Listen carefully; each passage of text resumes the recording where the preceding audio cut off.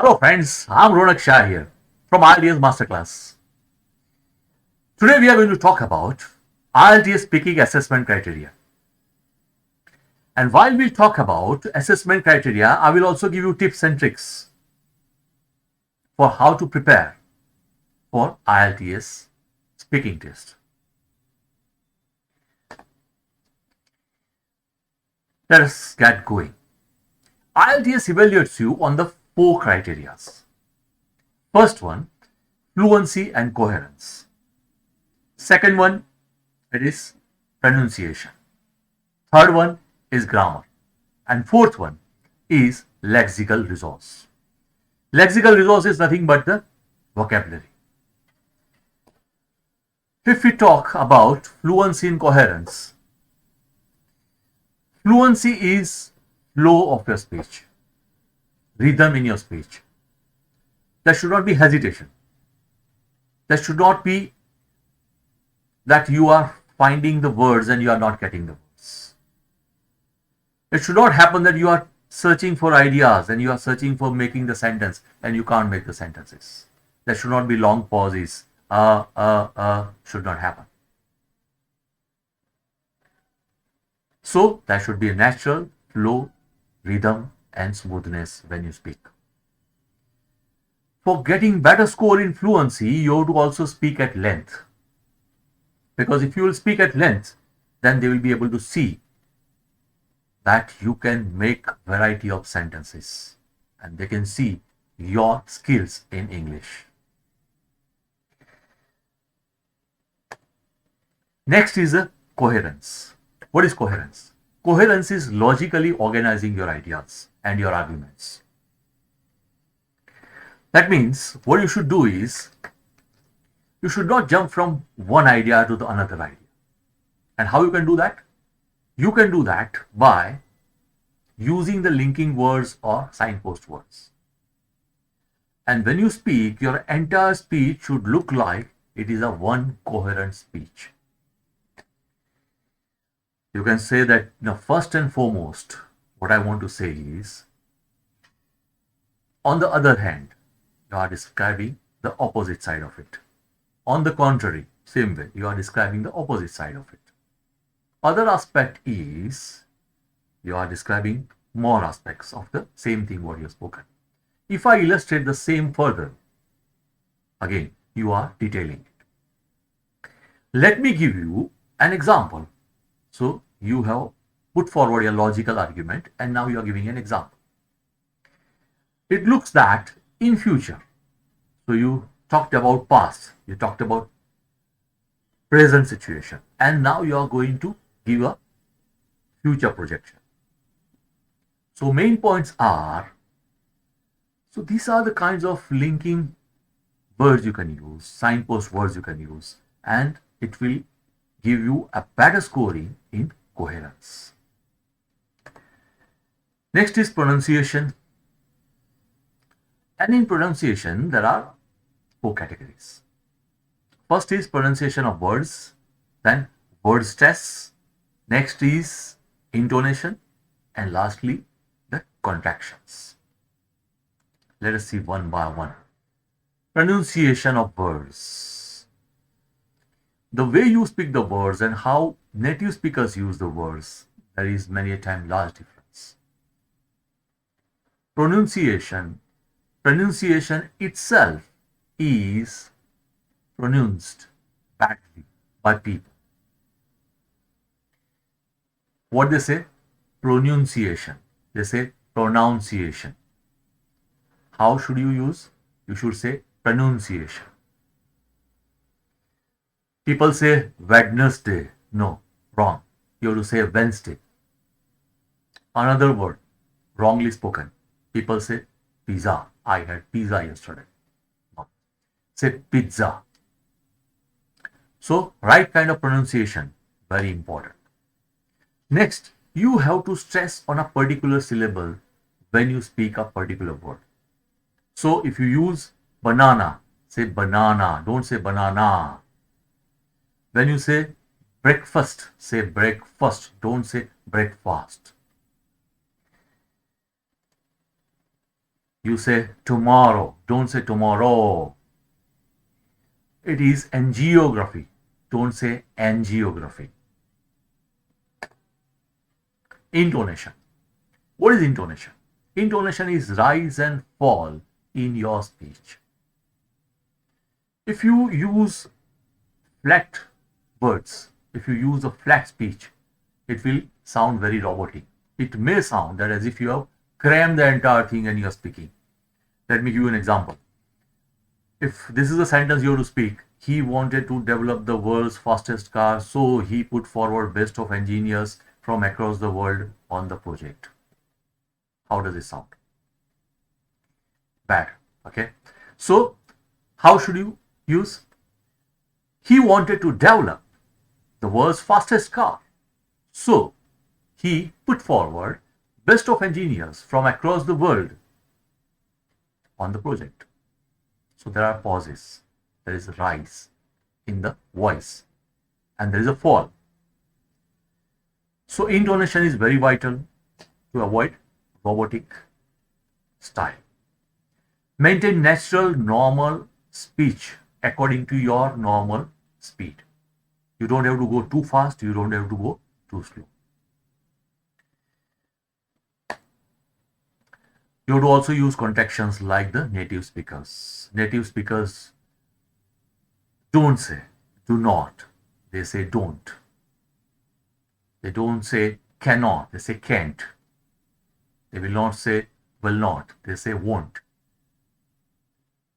Instead of doesn't, instead of does not, say doesn't. Instead of he has, say he's. Instead of I had, say I'd. Instead of I will, say I'll. Instead of I would, say I'd. So contractions will give you better score in IELTS. Please do use these contractions. Contractions are shortening and combining the two words. And native speakers use this kind of contractions. Next one is grammar.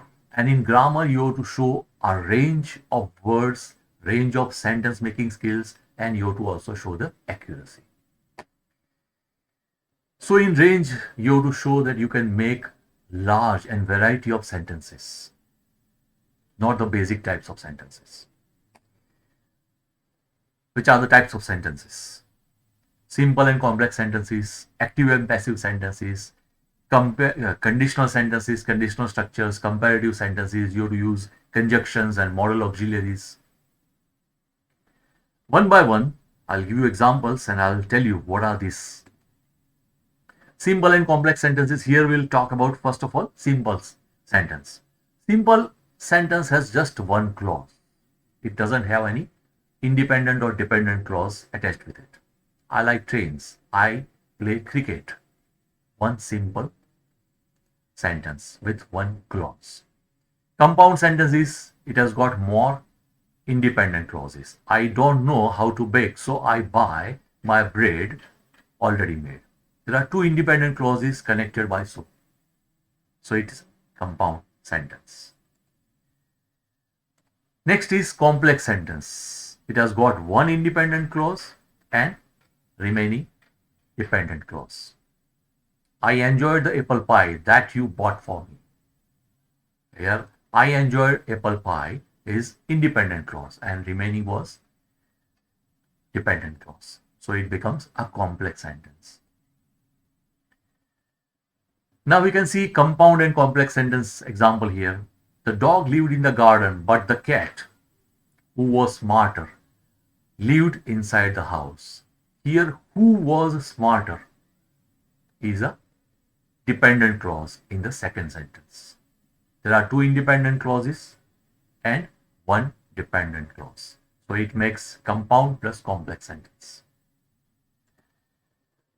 Next, there are fragments which are incomplete sentences. What an idiot. It was stupid. Next, what you have to use is active and passive voice. I have prepared the project. It is an active sentence. So, in active sentence, you put emphasis on the subject. I have prepared the project. When I want to emphasize upon the subject, I'll use active sentence. When I want to emphasize upon the object, I say passive sentence. Project is prepared by me. Project has been prepared by me. Here, project is vital, very important. So I have used passive sentence.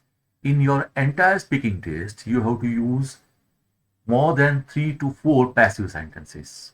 So they feel that you have the mastery over this passive and active sentences. You can use conditional sentences. You can use if and unless. I'll answer if he calls me. If I study really hard, I'll ace this test. Unless he plays well, he can't win. So use if, unless, and make the conditional sentences. You can use comparative structures. Why? By using the comparative and superlative degrees. Here, faster and finest are the comparative and superlative degrees respectively. So they move quite faster than others. She has finest personality amongst all of them. You can use modal auxiliaries. Could, would, should, used to, had to. What is used to? Used to means past habit. I used to live here. Something you used to do in past many times. So I used to play here. I used to live here. I used to work here. I had to do it. Something you were compelled to do. So use the modal auxiliaries. Next, conjunctions. You can join 2 or 3 sentences and use the conjunctions that will fetch you better score in IELTS, friends. You can use in spite of, despite of. What is the meaning? Without being affected by. In spite of bad health, he came to the ground to play for his country. Even though he was sick, he played for his country. Inasmuch as he was not well, he called the doctor. Because he was not well, he called the doctor. Neither nor, both the things negative. It is neither beautiful nor useful. So use these conjunctions. Next one is in grammar, accuracy. It is important that you communicate very effectively. You may not be 100% correct, but largely you have to produce error-free sentences. If you make a mistake while speaking, you can correct yourself. It is okay. But on the whole, what you have to do is you have to use impressive and logical content to convince your interviewer that you can speak very well.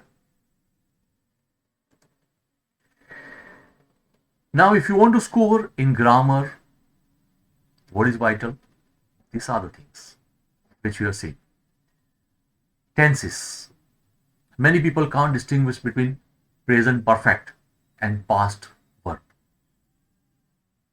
I have prepared the project and I prepared the project. There's a difference.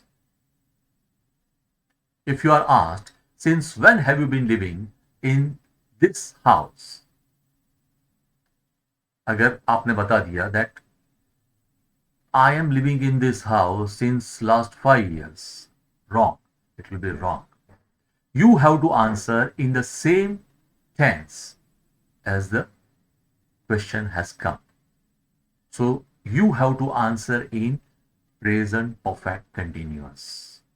Question was, since when have you been living in this house? You will say, I have been living in this house since last 5 years. And this is possible only if you can distinguish different tenses. Next, active passive, complex sentence making. You have to learn conjunctions and you have to learn modal auxiliaries. If you master these, you can score well in grammar criteria. Lexical resource is next. You have to use uncommon expressions and vocabulary. If this is the example, I have already spoken, suppose his project didn't start well and he could not put enough efforts. So his dream was lost and he was very upset. Good, not bad.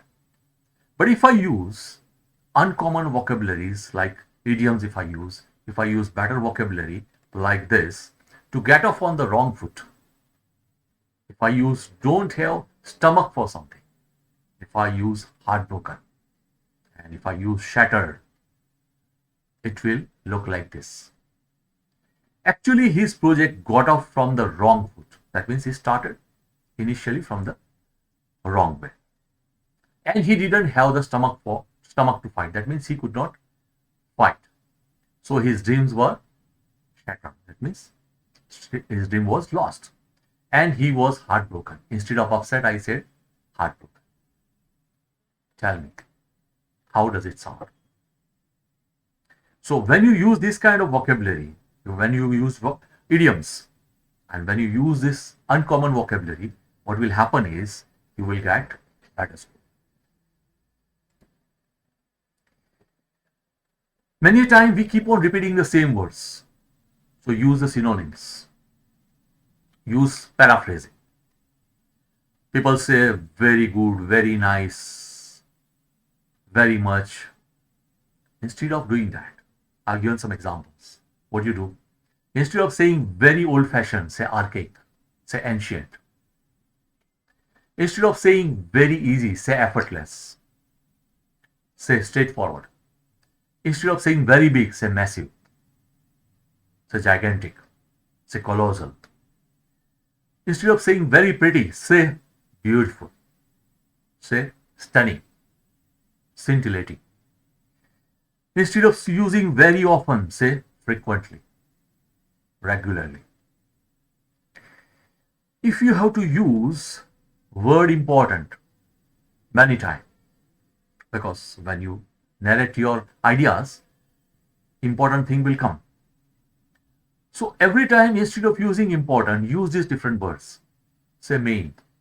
Say main aspects are, so the chief character was, the principal idea is, say key factors are, say major argument was, say salient features are. So important has been replaced with synonyms.